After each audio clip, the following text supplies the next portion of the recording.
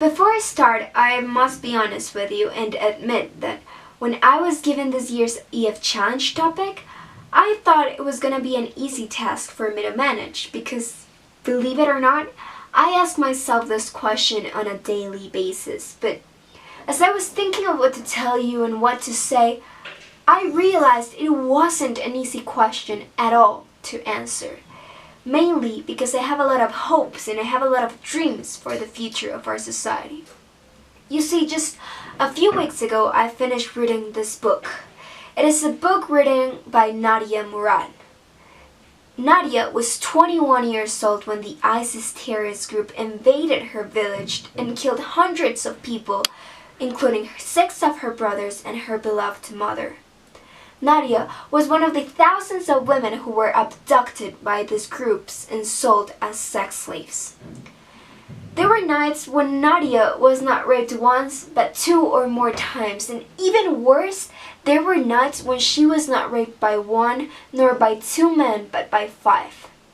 One day, Nadia was able to escape that horrible nightmare that she was living in, and ever since that day, she has not stopped working for the rights of women and Yazidi people. Today, Nadia is the UN ambassador, she's the Nobel Peace Prize winner, and she's the co-director of the Yazda Foundation, a foundation that is protecting the rights of Yazidi people. Today, Nadia is working to end the sex slave market and to bring these ISIS terrorists to justice.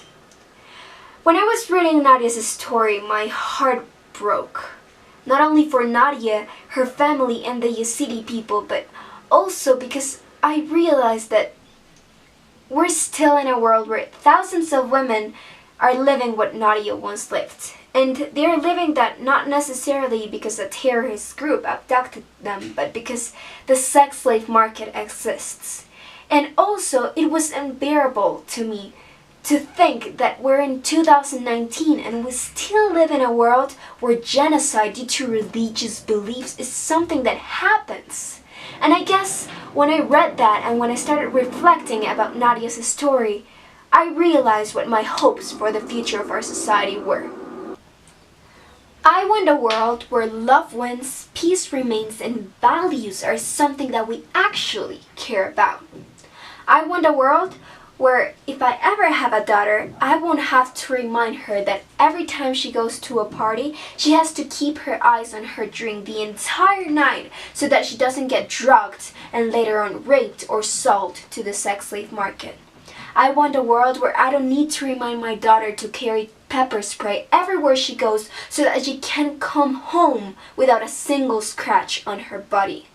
I want a world where my son can go to concerts and have the time of his life without fearing that a bomb might go off at any second, or that he can go on trips with his friends without fearing that he might get abducted by a terrorist group.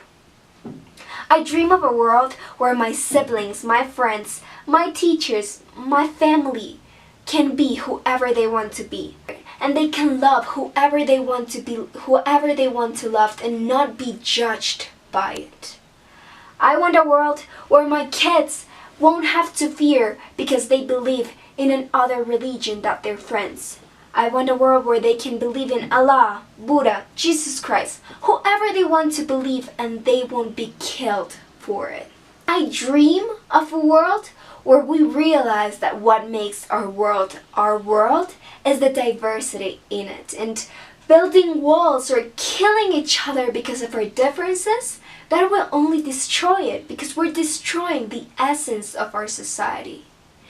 And when we realize that, when we learn to empower each other, to rise each other up, to respect each other instead of tearing each other down and discriminating each other, that's when our society reaches its peak.